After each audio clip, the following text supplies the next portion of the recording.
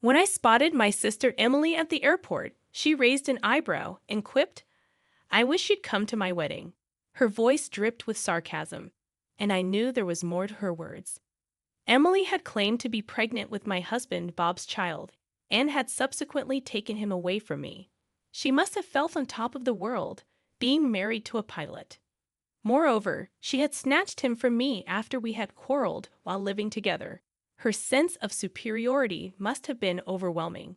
To add insult to injury, she and Bob were planning an extravagant wedding, and she couldn't stop boasting about their plans to move abroad. As she waited for her flight, laden with a large suitcase and a duffel bag, she looked positively ecstatic. In contrast, I arrived at the airport with minimal luggage, prepared to return home whenever. I had deliberately dressed lightly, ready to leave once my business, which I had informed her about over the phone, was concluded. She probably expected me to be upset, but I wasn't about to stand by silently. I knew Bob much better than she did. Pretending ignorance, I handed Emily an envelope containing crucial information, saying casually, "Here, you forgot this. My name is Jennifer Thompson, a 40-year-old housewife from a coastal area, married to a pilot. Bob is 47, and we met at a group date organized by friends when I had just moved to New York in my mid-20s. I attended these gatherings to expand my social circle, not expecting to settle down. I never believed in love at first sight, prioritizing personality over looks when dating, although I had a weakness for persistence. Bob initially struck me as a ladies' man, charming and easygoing, but I sensed he had ulterior motives. Despite my initial reservations, Bob's relentless pursuit won me over. We started dating after a dinner, and now, over a decade later, we are married. My old friends often joke that they never imagined I'd settle down with someone like Bob, and I can't help but agree. True to my initial impression, Bob had been involved with other women before we tied the knot. Whenever I confronted Bob about his affairs, he'd insist, "You're the only one I love, Jennifer," skillfully deflecting my accusations. Initially, not eager for a relationship, I had simply requested him to stop cheating and let it go. Despite the infidelity, our relationship was generally enjoyable. Bob made an effort to celebrate anniversaries and birthdays, even taking on household chores without being asked. Although I loved cooking, he often took care of the dishes. If not for the issue of infidelity, I would have considered myself lucky to have him. When he proposed, weighing the pros against the cons, I accepted, emphasizing that there would be no more cheating after tying the knot. Thanks to Bob's pilot salary, our wedding was grand.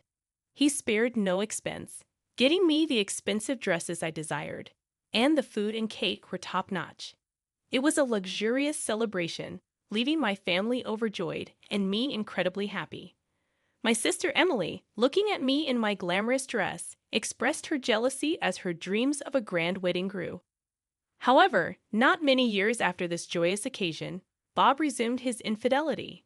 Our downtown apartment became a hotbed of gossip due to nosy neighbors, repeatedly informing me of Bob's questionable activities. In an attempt to get him to confess, I would line up air fresheners at the front door whenever I heard such rumors. Even when he admitted to his actions, he never truly stopped cheating. Despite this, I oddly never felt the urge to divorce him. I don't know if this is a good or bad thing, but for now, I keep repeating, "Please don't cheat anymore," almost as if it has become a catchphrase. One summer's day, as I waved goodbye to Bob and did the laundry, the doorbell rang unexpectedly. It was too early for a delivery, piquing my curiosity. Upon checking the intercom, I saw a large suitcase and my younger sister Emily on the screen. "I'll be right there," I quickly said, hurrying to finish up the laundry. Despite Emily being my sister, I didn't want her to witness the mess of my daily life. Emily and I have a significant age gap. I'm 40 and she's 27, a difference of 13 years. Our relationship feels more like that of an aunt and niece than actual siblings. After finishing the laundry, I opened the door to welcome Emily inside. "What brings you here, especially with such a large suitcase?" She explained that she had to leave her place after quitting her job. I couldn't afford rent after quitting, she added. According to Emily, she was transferred to a different department at work last October, where she faced mistreatment from her female supervisor. Despite her hard work, she was frequently scolded for being slow, and recently, they stopped assigning her tasks altogether. Unable to secure a transfer, she felt compelled to resign. I couldn't help but feel a bit sympathetic, but it seemed unusual for Emily, who was usually favored by older colleagues, to experience such treatment. Well, there are all kinds of people out there, I reasoned. I was so done with that company, I quit on my own terms. She left her job at the end of May and, having no savings, couldn't afford her rent, resulting in her eviction. Despite earning slightly more than the average wage for someone in her 20s, I was puzzled by her lack of savings. Perhaps she had indulged in high-end cosmetics or designer brands. Emily had always been impulsive since childhood, often acting without thinking things through. I was honestly dumbfounded that she hadn't outgrown it. You really should start taking responsibility for your actions, I thought to myself. So, what are you going to do now? I asked, concerned. She had nowhere to live. She might need to return to our family home or find a job with dormitory accommodation. There were many things that needed to be done, and she seemed unprepared, not even having started looking for a new job. As her older sister, I felt responsible for giving her advice. But as I pondered the situation, Emily asked, "Can I stay here for a while?"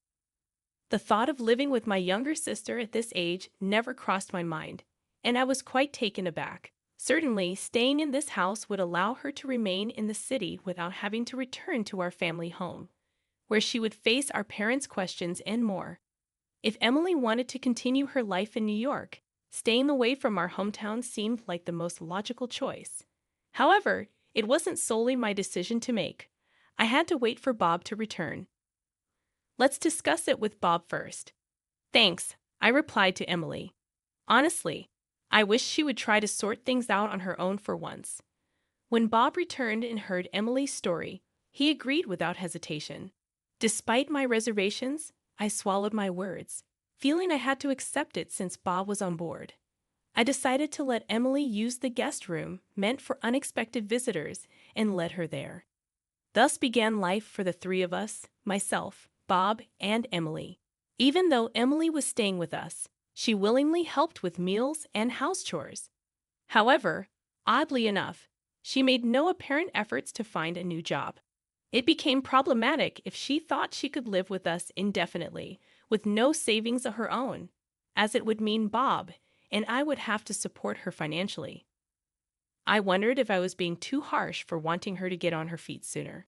Part of me longed to go back to living with just Bob.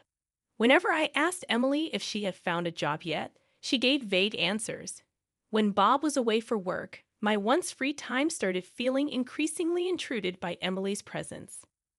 Having someone else around during my me time felt more invasive than I had imagined. There was always the sense of another person, the need for small talk. It just wasn't relaxing. While I could tolerate making more food since I loved cooking, the added work for an extra person in terms of chores felt burdensome. Sometimes, when checking the guest room, I found her lazily watching videos online or munching on snacks. Her lazy attitude became more evident as she stopped helping around the house recently, and my patience was wearing thin. It would be a month since Emily started living with us, and her lack of effort in job hunting pushed me to the edge. I knocked on her door and confronted her with a stern tone. "When are you going to start working?" Without turning away from the movie she was watching, Emily replied nonchalantly, "I know. Okay," while stuffing another snack into her mouth. At that moment, something inside me snapped. Why didn't you at least show some effort? Surprised by my outburst, Emily paused her movie and looked at me. "You need to straighten up. This isn't your house," I continued, unable to hold back. I poured out all my frustrations that had built up over the month. After venting, I felt a bit guilty for not being more composed, but that feeling quickly vanished with Emily's next words. "I told you I know. You're the older sister, so you should be taking care of me," she retorted. Wondering why I had to care for my grown-up sister, I tried to continue our argument, but I decided to take a deep breath instead. I had always known Emily to be selfish, but it seemed she had gotten worse with age. Thinking there was no point in talking to her now, I told her with a soft voice, "If you're just gonna laze around, you should leave," and then left the room. After that, Emily's lazy tendencies escalated. She started treating the guest room as her own, eating snacks I bought without permission, leaving trash everywhere, and not cleaning up her clothes or other belongings. Every time I saw her lazy behavior, I'd tell her enough's enough, but she'd just respond with, "Oh, come on," leading to countless arguments. I was getting fed up with this stressful living situation. Then, while at the supermarket, I ran into our neighbor, Mrs. Roberts, who told me something unbelievable. "Hey, I saw your husband Bob and your sister Emily downtown last Sunday," she said.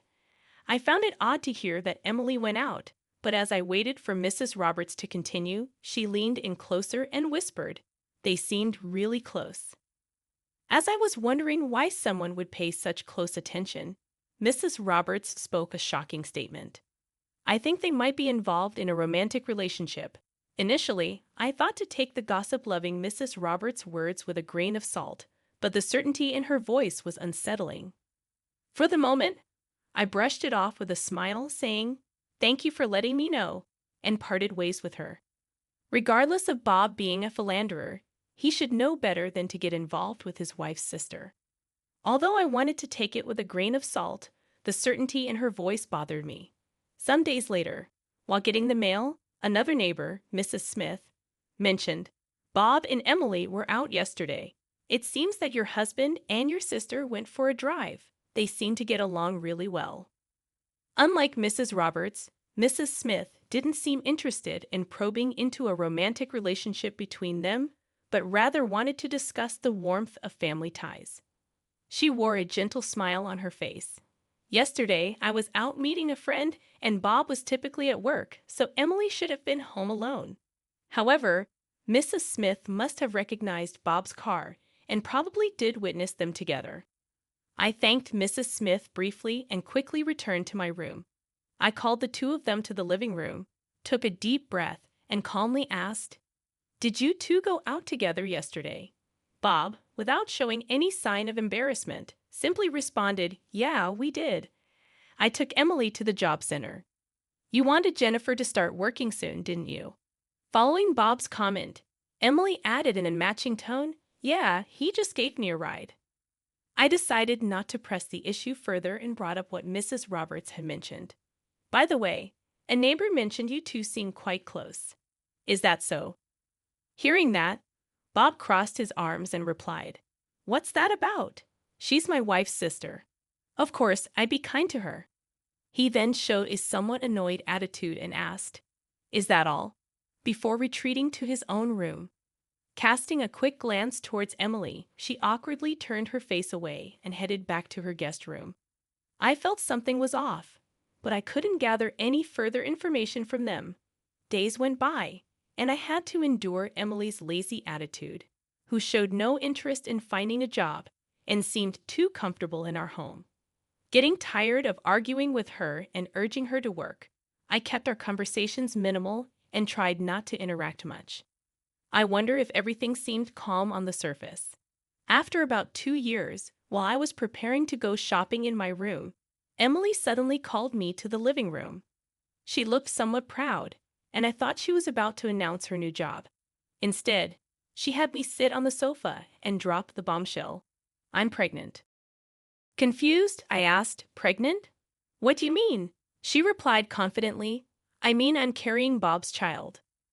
The shock was equivalent to a slap on the face. I recalled what Mrs. Roberts had said 2 years ago.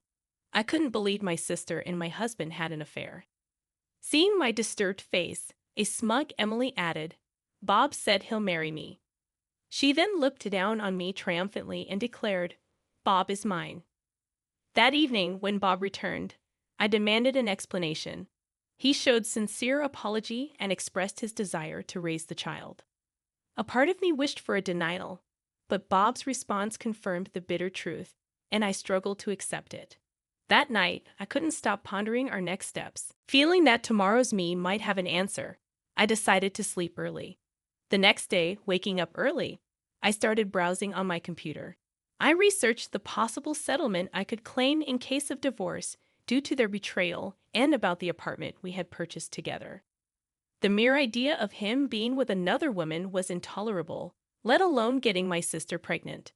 Divorce seemed the only option, and I was determined. From my research, it appeared that our district accepted digital divorce transactions, so I downloaded the form on my phone and went to a local store to print it out. As I was leaving, I felt Emily's eyes on me, but I didn't look back. After getting my errand done, I locked myself in my room and started filling out divorce papers. Considering he expressed the desire to raise the child, it was clear he wanted a divorce. A court case seemed unnecessary. A simple mutual agreement would do. I listed down my terms and, holding the completed divorce papers, knocked on Bob's door. Upon recognizing me, he opened the door immediately. He agreed to the divorce, paying a one-time settlement of $30,000 and to sell the apartment we had bought together. While I wondered how he and Emily planned to support themselves, I found it absurd to sympathize with the two betrayers. I stuck to my terms and made sure they paid in full. Once the apartment sale was over, we started our separate lives. However, it wasn't long before I received a snarky call from Emily. "We're gonna have a wedding even more extravagant than what you had, just the two of us," she boasted. I couldn't care less, but I still responded, "Well, good for you." "We're even planning to move abroad," Emily said over the phone, her voice brimming with excitement. She must feel pretty good about taking him away from me. They were about to go on a trip abroad, partly to scout for potential places to relocate. I couldn't help but wonder what Emily knows about Bob, her fiancé, especially since he was actually laid off 2 months before Emily announced her pregnancy. Bob and I had some savings at the time, so I didn't feel the need to tell Emily, and it seems that Bob probably hadn't told her either. The reason for his termination? An affair. He was caught red-handed with a married flight attendant, and he had to pay a hefty settlement to her husband. On top of that, he's also paying me a settlement, so I'm pretty sure his savings are nearly depleted.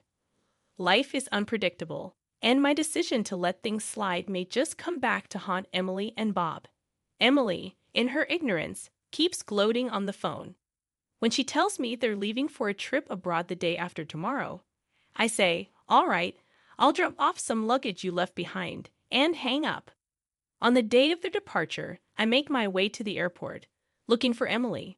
I find her sitting alone in front of an airport cafe.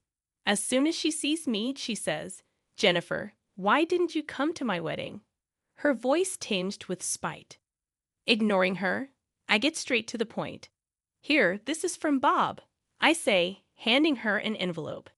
Emily's face turns ashen as she reads the contents. "Your husband, Bob, is not just out of a job as a pilot. He's completely unemployed," I state calmly. Visibly shaking, she yells, "Stop lying." But I reply, "He's probably nearly broke by now." After explaining everything to her, she screams, "I can't believe this," and storms off, drawing cold stares from the people around her. I really thought happiness could come easily. I mumble to myself, feeling somewhat relieved. I leave the airport and head to my small restaurant in a city far removed from New York. After that, I use the settlement and the proceeds from selling the house to start a small diner in a town far from the city, capitalizing on my passion for cooking. Although I can't prepare gourmet dishes, my traditional American comfort food has been well received by the locals. On the other hand, Emily and Bob seem to be struggling quite a bit. Emily returned to our parents' home for childbirth, seeking help. However, she didn't raise the child and left the child at her parents' home, and now her whereabouts are unknown. It sounds like she can't bear living with our parents nagging since they heard her situation in detail from me.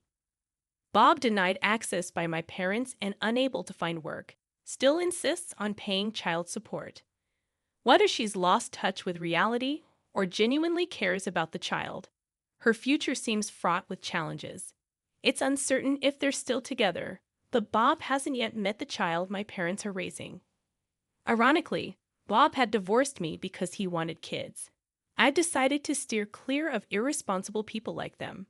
I'm happy with my current life, and I plan to keep working hard to make my small restaurant a beloved part of the community.